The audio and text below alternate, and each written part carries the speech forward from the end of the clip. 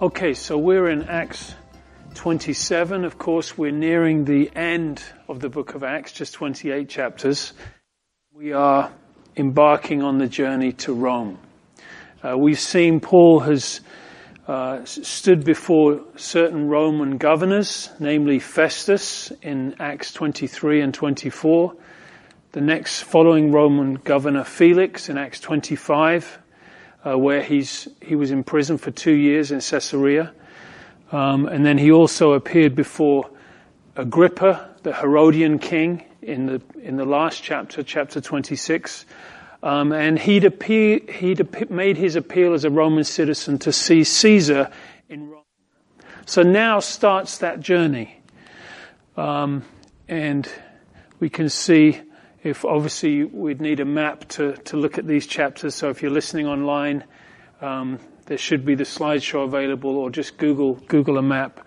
And you'll see they start in Caesarea, they go up the coast, and then they go across the Mediterranean and finally end up in Rome. So this is the journey, and it's quite a journey. It features a shipwreck that Paul and all of the crew and the passengers have, and it's quite a trip. In fact, not the first shipwreck that Paul has had, because in 2 Corinthians chapter 11, where he's listing many of the troubles and trials and oppositions, etc., that he's had in his life, he says in verse 23 to 26, he speaks of being exposed to death again and again. 5 times I received from the Jews the 40 lashes minus 1.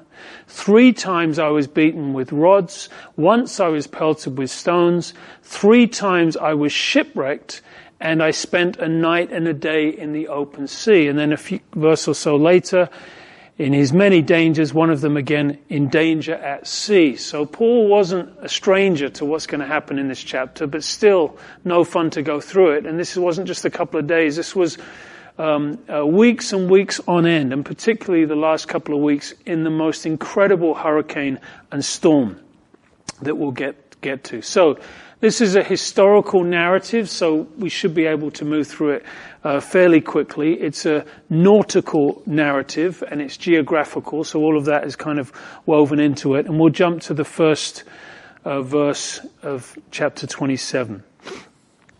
And when it was decided that we should sail to Italy, they delivered Paul and some other prisoners to one named Julius, a centurion of the Augustan regiment. So the time has come. Now they're en route to Italy. Paul's goal to end up in Rome is finally going to be realized, and he's on a ship. We don't know exactly how long, how many passengers were on this initial ship. We know when they change vessels later, we are told that there were 276 people on board after the ship changes. Most of those probably with prisoners along with Paul, and soldiers and sailors. These are prisoners who would have been tried and sentenced, many of them executed perhaps in Rome, perhaps some of them ending up in the Colosseum. And in with this group is our beloved Apostle Paul, quite something. And he's under the charge of a Roman officer, Julius, who would have been a commander of 100 men. We don't know if they would have all been on board. Perhaps a portion of them, there were certainly soldiers there with Julius overseeing these prisoners accordingly. And you can't help consider providence. In fact, all through the chapters in Acts and all through Bible history and all through our own history, we consider the hand of God's providence. That as believers we don't consider things to be too accidental, but there's something more at work. And for example, this man Julius, we can't help but think perhaps it's no accident that he happens to be on this ship with the Apostle Paul, for his worldview will certainly be challenged. And another thing to notice in these verses, you'll notice the word we. And also in verse 2, we put to sail, we went to Italy. What does that tell us? Huh? More than one, but who is writing? Luke is the author. So all of a sudden, the last time we read the word we was back in chapter 21 when the imprisonment in Caesarea began.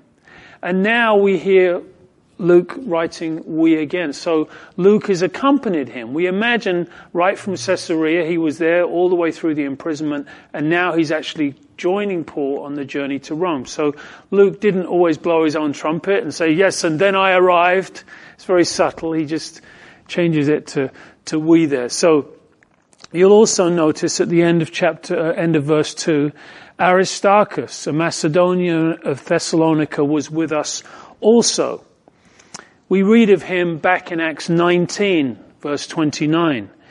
We're in Ephesus, that would have been the whole city filled with confusion. They rushed into the theatre, seized Gaius and Aristarchus, Paul's travel companions. Also in Colossians 2:10. And remember, Colossians was a prison epistle, so when Paul finally gets to Rome, one of the letters he writes is to the church in Colossae, and in that letter he references Aristarchus again, and he calls him his fellow prisoner. So we can gather from this that Aristarchus and Luke were on the journey all the way to Rome, and Aristarchus certainly was a prisoner with him along the way as well. So, entering a ship of Adramyttium, however you might pronounce that correctly, probably not the way, but that's in the north of Asia Minor. So if you think of maybe we have a map coming up soon.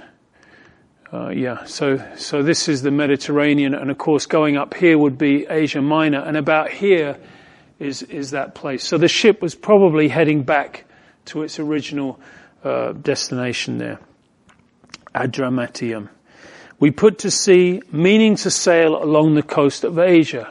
So they would have probably set sail from Caesarea, where they'd been imprisoned. That was the most logical port they would have set sail from. And then they would have been traveling up this shoreline, and they would have come to Sidon. And we pick that up at the end of there in verse 2. Verse 3. The next day we landed at Sidon. So it's about 70 miles north of Caesarea. And it tells us Julius, this is the commander, treated Paul kindly and gave him liberty to go to his friends and receive care. And we would ask why? Why did he do that? Well, you could certainly say because Paul was a Roman citizen, he might have had some privileges that the other prisoners wouldn't have had. Also, it's possible that he was told by the Roman governor that, okay, this man's on his way to Rome, but we can't see that he did anything wrong. But perhaps we could also include in there the grace of God. That God was with Paul. That God gave Paul favor in the eyes of certain men, just like Joseph when he was imprisoned, that he had favor in the eyes of the jailer, etc. So we can see this element too. But for whatever reason, he allows Paul certain liberties. A soldier would have gone with him for sure. But when they touch down in Sidon, he allows Paul to go to his friends and receive care. So Paul was a guy who knew people in all kinds of places, didn't he? Because of all his missionary journeys. So when he comes to Sidon, he had friends there. This would have been whatever Christian community was there. And this church, and there's a beautiful irony in this. This church would have come from the persecution when the Christians were forced to leave Jerusalem in Acts 8 and on. This church would have been a result of that. Some of these believers being forced out of Jerusalem, and they went to different places in Asia Minor and beyond. And that's how we can imagine the church of Sidon would have began. It's not mentioned on any of Paul's missionary journeys. The irony of that is it's Saul of Tarsus who forced them out of Jerusalem to come to Sidon. And now, years later, he's the Apostle Paul and he's visiting them as brethren. It's beautiful, wondrous work of God's providence. We could assume he would have taught there, he would have ministered to them because of the nature of the man, of course. But it says here to receive care, to be refreshed. Perhaps at this point he's even, some assume that maybe he's sick at this point, but he receives care from his friends, from the brothers and sisters at Sidon. Verse 4, when we had put to sea from there, we sailed under the shelter of Cyprus because the winds were contrary. So if we had a quick look at a map there, they go up the coast from Caesarea to Sidon, and to hug the coastline and be protected by the shelter of the island, they come up this way. They go along the seas under Cilicia and Pisidia. Again, this is a region Paul was acquainted with. In fact, Tarsus, where Saul of Tarsus is originally from, this was his homeland. So he was very familiar with this part of the world and this coastline. So we'll see there in verse 4, we put to sea, we sailed under the shelter of Cyprus. And when we had sailed over the sea, which is off Cilicia and Pamphylia, we came to Myra, a city of Lycia. So they came to this city right here. Going the wrong way, sorry. And there the centurion found an Alexandrian ship sailing to Italy and put us on board. So from Alexandria in Egypt, carrying grain up to Italy would have been a ship carrying grain for that purpose. And the commander finds one of these ships, and here they change vessels. Again, probably because that other one was going to wrap around the coast up to the other part of Asia Minor, but this ship was going on to Rome, which is where they needed to go. And they were able to find a vessel that not only was carrying that grain, which was its main purpose, but had room for their group and the prisoners as well. Verse 7, and when we'd sailed slowly many days, we arrived with difficulty off Cnidus. The wind not permitting us to proceed, we sailed under the shelter of Crete off Salmone. So if we look at the map again, you'll see again they would have cut straight across, but because of needing shelter, they cut down south, came around this cape here, Salmone Cape, and then they wanted to harbour there on the island of Crete. Some of you may have even been to that island, and you can have a beautiful holiday there, but you can also visit some of these places that are in the book of Acts, where they would have ended up. So in verse 8, passing it with difficulty, we came to a place called Fair Havens near the city of Lasea. So, we know from the book of Titus, in chapter 1 verse 5, Paul writes to Titus and he says, I purpose to leave you in Crete, appointing elders in every city. So at that point, which is later, probably he wrote Titus, it's believed that there were 2 Roman imprisonments. When Paul's imprisoned, he has one imprisonment, then he's released for a time, then he's imprisoned again and finally martyred under Nero.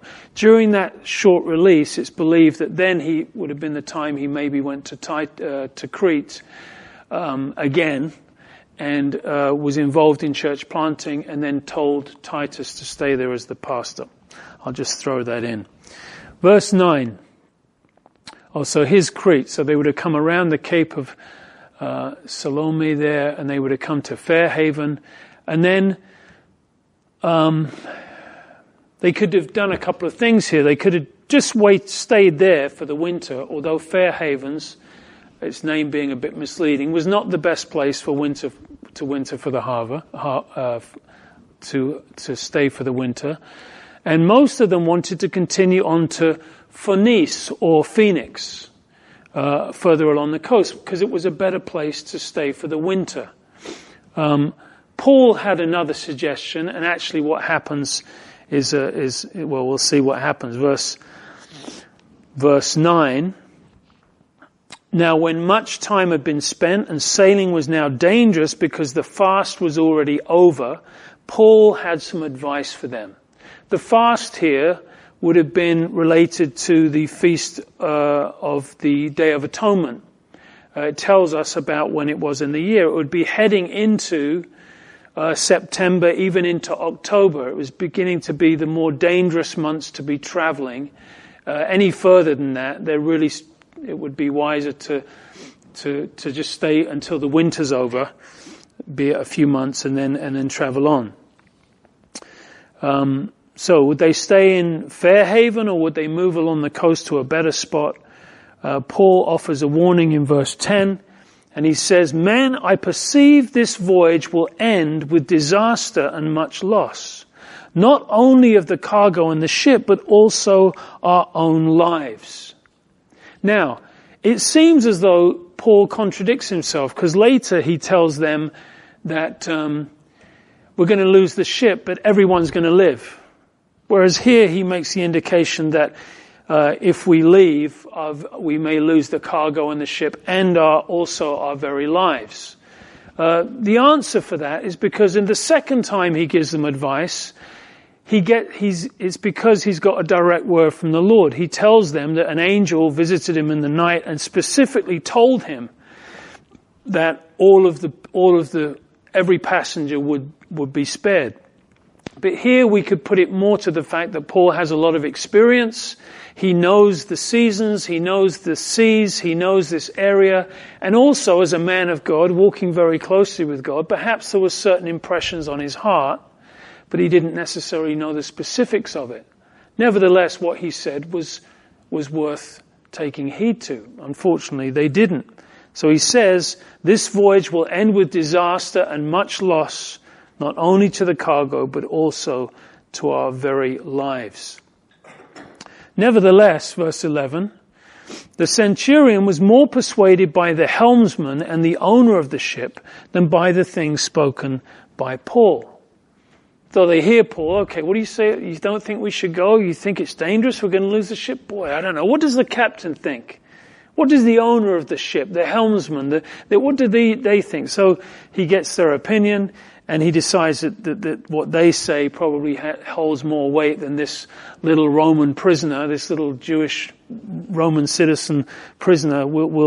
I'll go with the captain. So, and there's a wonderful principle that lies here, that perhaps there's a good word or a warning in our life, but we tend not to hear it or take heed to it because we would rather go by experience or our own sight or our own natural reason. But sometimes God may be speaking, and we have to develop an ear to give him our attention and to pray things through sometimes. Not always just to go with the most obvious or, I've been this way before, I'll just do it that way again. But what maybe God might lead us, have a word for us. But they don't hear the warning here, especially because in verse 12, it tells us, because the harbour was not suitable to winter in. So the majority advised to set sail from there also, if by any means they could reach Phoenix, a harbour of Crete opening towards the southwest and northwest, and winter there. So Paul gave his warning, they didn't listen, they said, let's go along the coast of Phoenix, and they set off. You'll notice in verse 13, you can almost hear the background music. When the south wind blew softly, supposing they had obtained their desire, putting out to sea, they sailed close by Crete. So the sun is shining, the birds are singing, the water's clear and blue, and everything seems wonderful. They're probably looking over to Paul and say, look, the breeze and the birds, what are you worried about? But you have to watch those warm south winds, don't you? Because before you know it, the next verse starts with the word but not long afterwards, a tempestuous headwind arose called Euroclydon. Tempestuous northeast wind, a hurricane effectively. Tempest blew in out of nowhere. Maybe we've had that experience in life. All of a sudden there's a beautiful warm breeze blowing, and the next thing there's a hurricane comes out of nowhere. Where did that come from? But Paul, he certainly had a promise from God, remember? God had told him, as you bore witness to me in Jerusalem, you will also bear witness to me in Rome. But anyway, the ship caught this hurricane. If we look at this map, this is where the wind cut across. They wanted to go up here to Phoenix, but they didn't make it along the coastline. They got caught in the wind, and they effectively get pulled straight out into the middle of the Mediterranean in this hurricane. And that's verse 15. So when the ship was caught and could not head into the wind, we let her drive. In other words, they had no choice. We can't sail against this. We got no control over this. We just have to go with it. So that's what they did. Sometimes there are situations where we don't have any control, but it's good for the prayer life when that happens. In verse, if you look here at the bottom of the map there, it says, driven under the island of Claudia. This is verse 16. And running under the shelter of an island called Claudia, we secured the skiff with difficulty. The skiff being the lifeboat or the dinghy on the end, which is how, when you would anchor the ship, how you get into land. And they decided to get that in, which they managed to do. And verse 17, when they had taken it on board, they used cables to undergird the ship, and fearing lest they should run aground on the Syrtis sands, they struck sail and so were driven. So now they had to undergird the ship. They had to reinforce the ship effectively to prevent it from falling to pieces. These are incredible winds and storms and waves. They're right in the middle of a hurricane, and the sailors themselves are starting to fear for the ship. So they wrap it with cables and ropes and straps for it not to break. They know that there are these sandbanks ahead, and they took in the sail. They went with the wind. And because we were exceedingly tempest-tossed, like a cork, being thrown around like anything, the next day they lightened the ship. So this is the second day in this storm, and they decide they need to make the ship a bit lighter, particularly if there's sandbanks and rocks and stuff. You want the ship to travel a bit higher in the water. On the third day, verse 19, we threw the ship's tackle overboard with our own hands. Now these are desperate measures. We're not just lightening the load, we're throwing all of the tackle over. We're probably not going to need that. They kept some of the wheat for food, but we'll see in the end, even the cargo of grain that they were supposed to be taking to Rome, in the end they throw all that overboard as well. So now they're in the storm, they're in the middle of the sea, they've got no compass, they don't know where they're going. They're in the clouds, they can't see the stars, there's no sun, they're in the night, in this storm, completely lost. And verse 20 tells us, when neither sun nor stars appeared for many days. So this is not just 1 day, 2 days, 3 days now, it says many days. All hope that we should be saved was finally given up. So as we follow this journey, a few days into the storm, into the sea, into the darkness, starting to throw things overboard, eventually the hope dwindles, and in the end they say, we're going to perish. This is it. It's all over. And at this point of complete hopelessness, when they're lightened the cargo, the tackle's overboard, God says, okay, Paul, it's time for you to stand up and speak again. So this is verse 21. After long abstinence from food, and probably not only because food was scarce, but they certainly had food on the boat, but probably because they're being thrown around so much, no one can keep it down.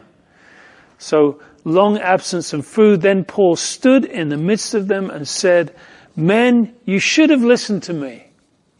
Or I told you so, in other words. He couldn't resist the little I told you so. Sometimes they have their place, don't they? Okay, I know it's where we go from here is the issue, but also, boy, if you'd have listened, this wouldn't have happened. Maybe we could learn something from that from the future. So he gives them the I told you so, and then he says, we should not have sailed from Crete and incurred this disaster and loss. But then he comforts them in verse 22, and he says, and now I urge you to take heart, for there will be no loss of life among you, only of the ship. So he says, probably looks over to the owner, the captain, sorry, the ship's gone. The ship is going to be lost and destroyed, but you will all survive the shipwreck that's ahead. And some might be thinking, well, how does he know that? Who is this guy? How does he know that? On what grounds does he say that? So he says in verse 23, "For there stood by me this night an angel of God, to whom I belong and whom I serve." What a wonderful title that is. My God, whom I belong to and whom I serve. He says, the angel of the Lord gave me a message. Before maybe I had a sense, I had a perception this wasn't wise, but now I have a clear word from the Lord, and I can tell you absolutely, we're going to be shipwrecked, the ship's going to be lost, the cargo's going to be lost, but we're not going to lose any person.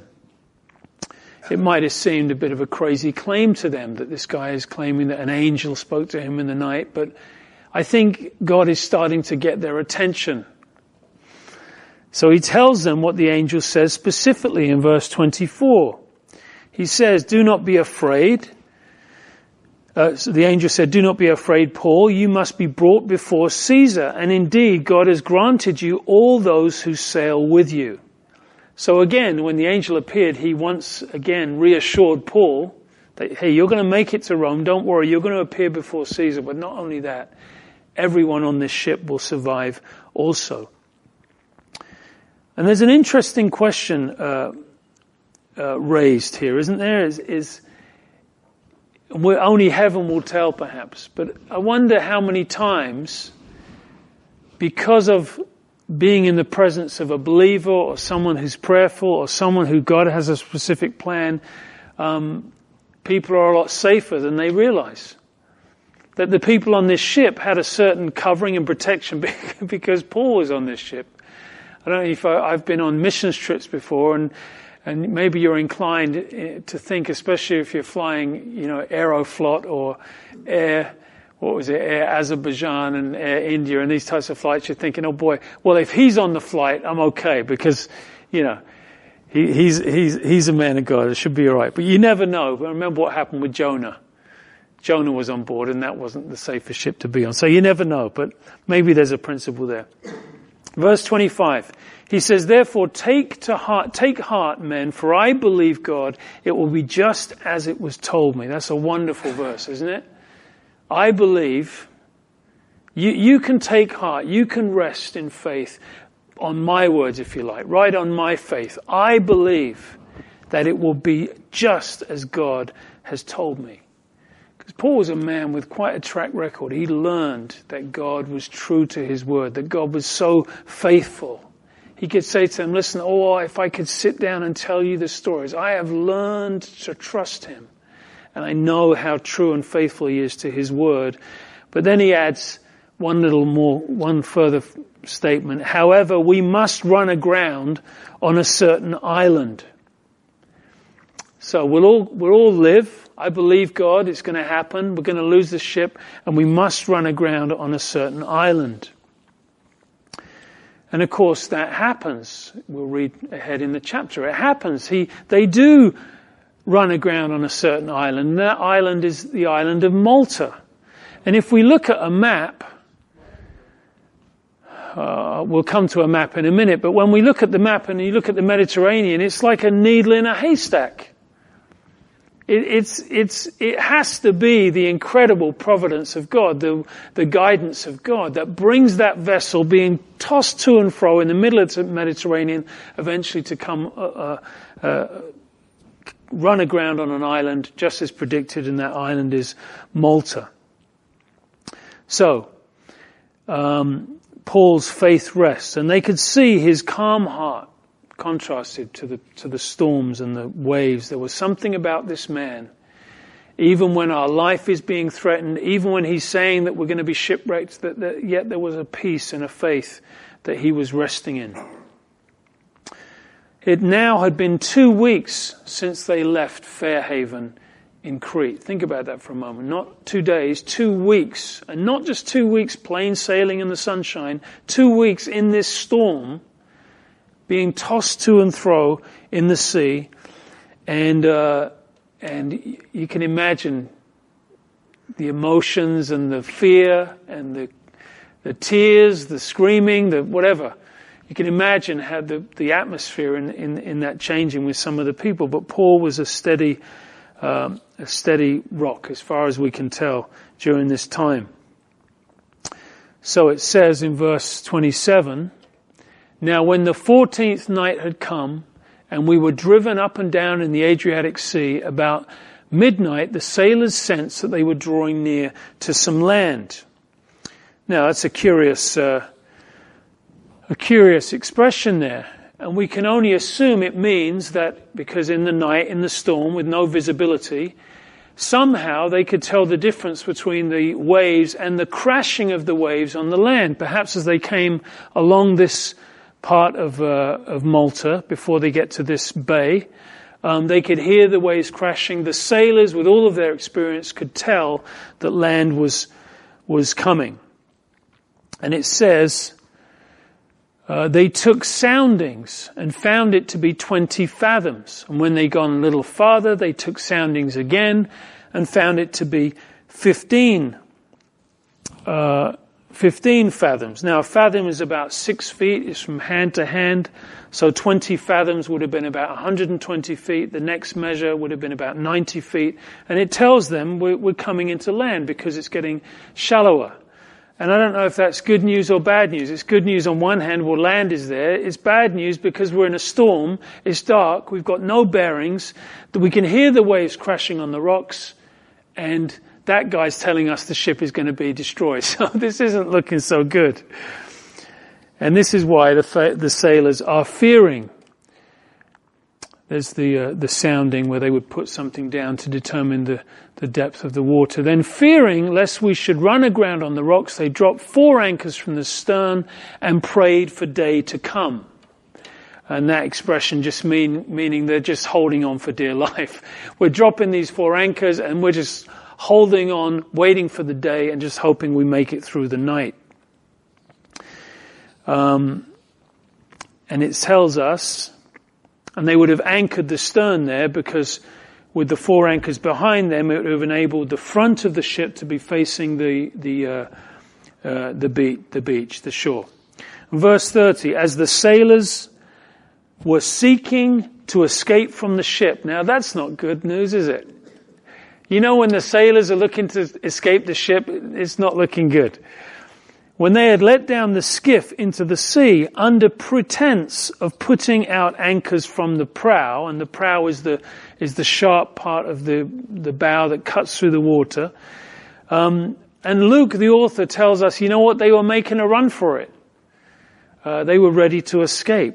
Not the soldiers, but the sailors. And it seems as though the captain was in on the plan.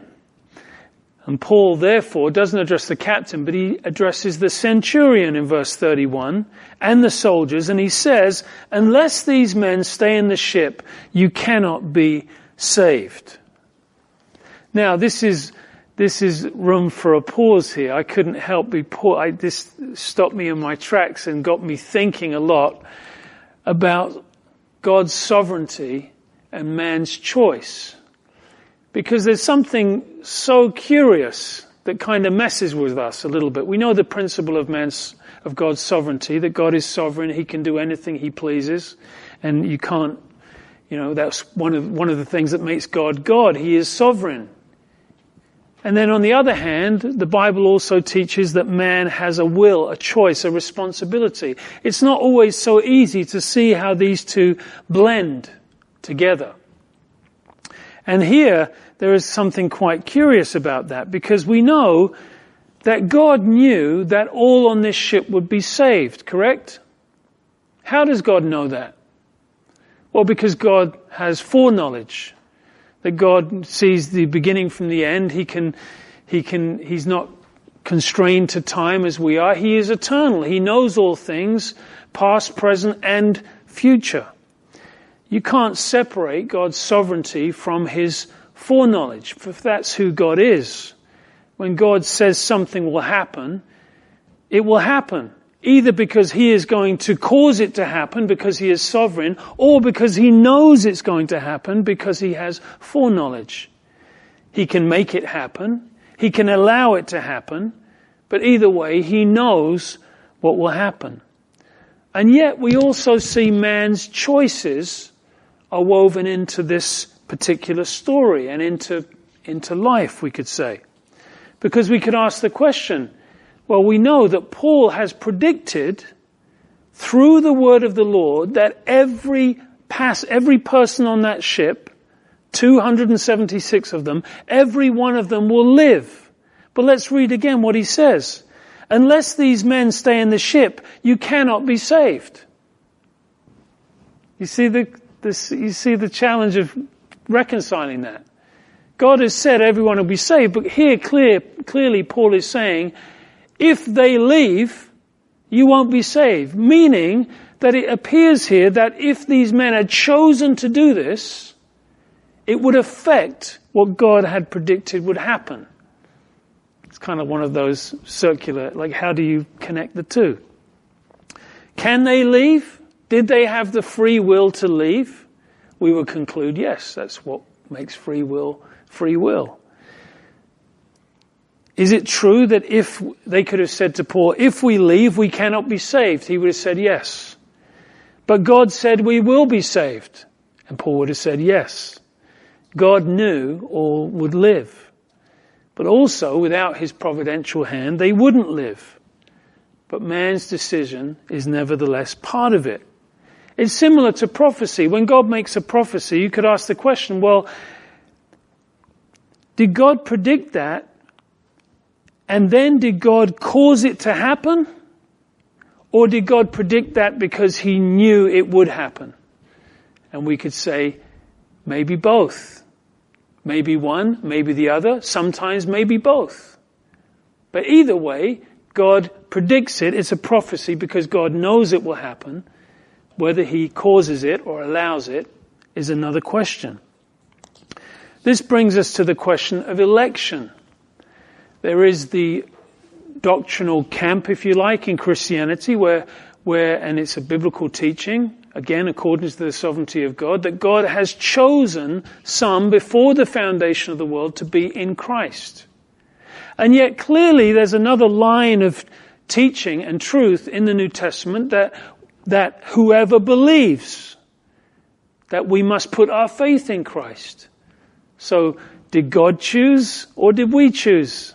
Or is there some mystical harmony of the two? It's a fascinating thought, and I'm not going to pretend that I can solve that mystery for you tonight. But nevertheless, it's a fascinating thought. God calls some the elect.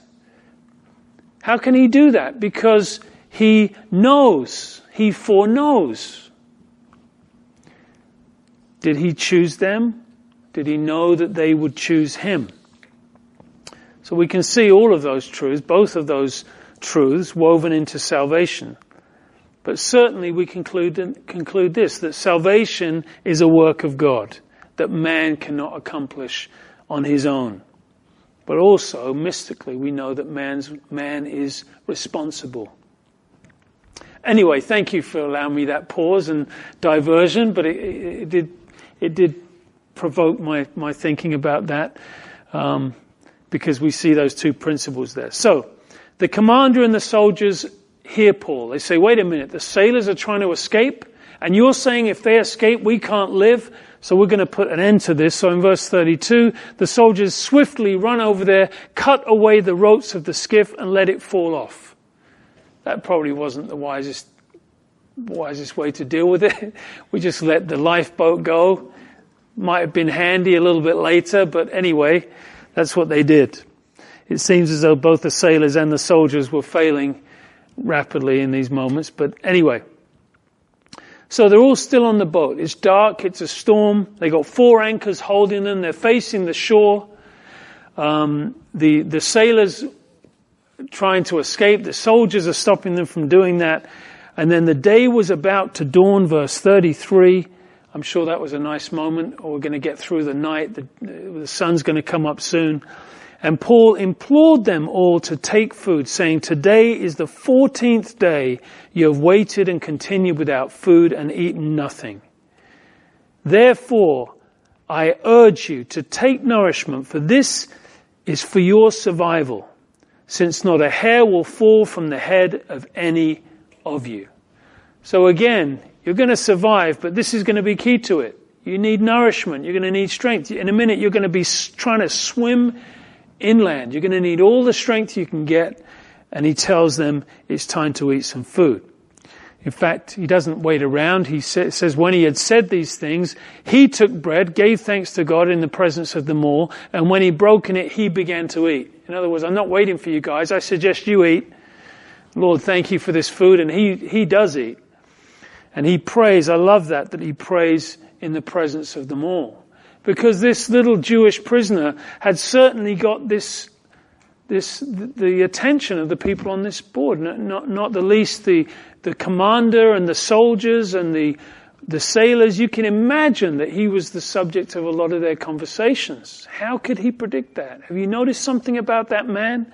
Oh yeah, he was telling me about his faith the other day, and you see the peace and the calm about this man. He was certainly beginning to get their attention. And of course that was what God was doing in this chapter.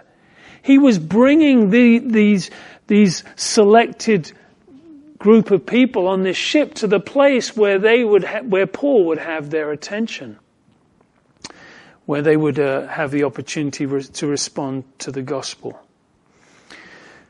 So, another example of his present active faith in their presence was he thanked God for the food.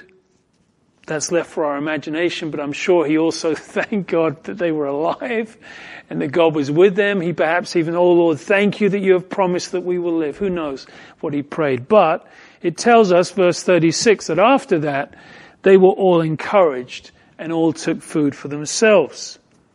Their spirits are raised, they all began to eat, and we could say in some measure they were encouraged by Paul's words, by Paul's faith, by Paul's example, but nevertheless it says they were encouraged by this, they began to eat, and here's the verse that tells us, and in all we were 276 people on the ship. And if that verse wasn't there, we wouldn't know. It would be one of those questions that you just have to speculate based on historical comparisons, etc. But Luke takes the moment there to tell us, not 275, 276 people on the ship. And this one man, Paul, through God's providence, had a witness to all of them.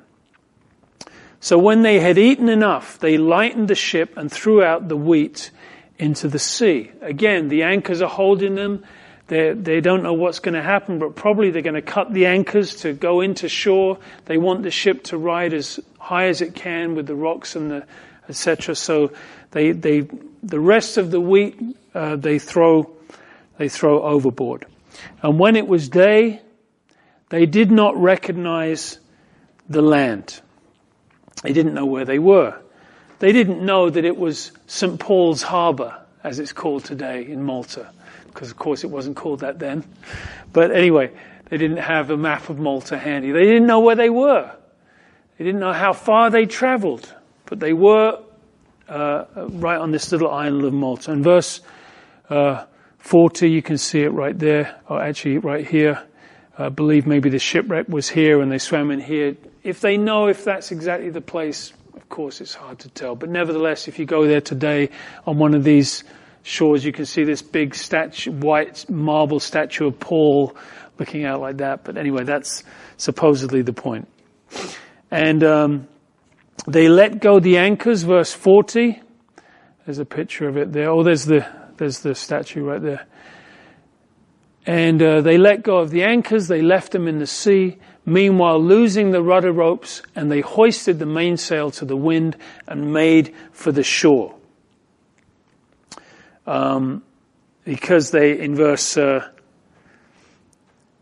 second part of verse 39, they observed the bay with a beach. So the sun comes up, they see the rocks, and they see a little bit of beach, and they think that's where we're heading for. So they cut the anchors, and they head in. But, verse 41, striking a place where two seas met.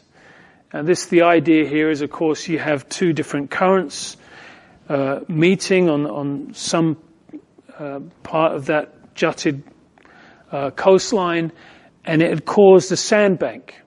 So when they're heading towards that little coastal area, where these two seas meet, where these two currents were meeting, and there's a sandbank, they plow right into the sandbank. In verse 41, they ran the ship aground. And of course, this had been predicted. Any prudent student who'd been paying attention would have known, okay, there's the shore, here's the ship, but we're not going to make it. Because he's already told us that we'll all live, but the ship must run aground on an island. Here's the island. This is, and of course that's what happened. They get plow into the sandbank, and the prow stuck fast and remained immovable. But the stern was being broken up by the violence of the waves. So now the ship is stuck head first, the sharp part of the bow right into the sandbank, and the waves are still crashing behind, and it's starting to splinter the ship apart and destroy the ship, and it's time for them to get off. So the sailors had a plan to escape earlier on, and now it's time for the soldiers' plan. The soldiers' plan was to kill the prisoners, lest any of them should swim away and escape. So, and of course we know this because in Roman law, a soldier would be liable to take on the punishment of the prisoner that he had escaped if he was responsible for him. So they said, listen, let's kill the prisoners so they don't escape. And of course this would have included Paul. We know that Satan would have loved to have been able to prevent Paul from getting to Rome, because that was obviously in God's plan and had been predicted.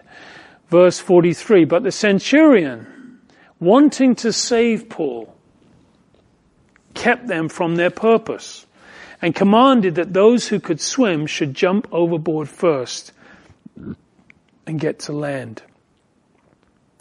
So again, this centurion ends up being quite a key character at a key moment. Who knows if it had been another centurion, could have been a different ending. But this centurion, who Paul had gained favor in this man's eyes, and we don't know all of the backstories. They were on this ship together for a long time. Who knows what happened, who would become believers, etc. on the trip.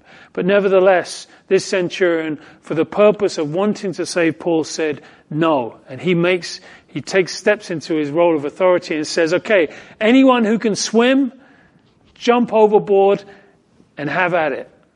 For the rest of us who can't swim, grab hold of any barrel or any piece of plank of wood and hold on to that and just paddle the way in. So that's what happens in verse 44. And the rest, some on boards, some on parts of the ship. And so it was that they all escaped safely to land. Or the King James Version says, and thus it came to pass that they all escaped safely to land. So this is a wonderful phrase at the end of the chapter. Starting at the beginning with you could see history so naturally, can't you? But when we look at it with the providential hand of God, the plan of God, the man of God, the work of faith, we know that even through the most terrible, seemingly terrible circumstances, God is working. And it ends with this phrase, and all of them came to land, just as had been predicted. And this is where this chapter leaves them, poised for the next chapter. They are now on the island of Malta, where they will be for about 3 months. They will winter here. And of course, Paul has that wonderful interaction with the locals, and has an incredible time of ministry there before finally ending up in Rome, where it leaves us for that last part of his ministry in Rome. So, Father, we thank you tonight for being able to walk through this chapter together and consider this incredible part of Paul's journey to Rome, and just continuing also in the next chapter in Malta. And we thank you for these principles. We pray as we consider them and perhaps reread these verses that you would prick our hearts with certain truths to speak to us and to help us, to guide us, to encourage us. And we thank you for these weeks that we've been able to go through this book. And we pray that you'd hide many principles and promises and truths in our hearts that we would have as available to us in our future walk with you, we pray in Jesus' name. Amen.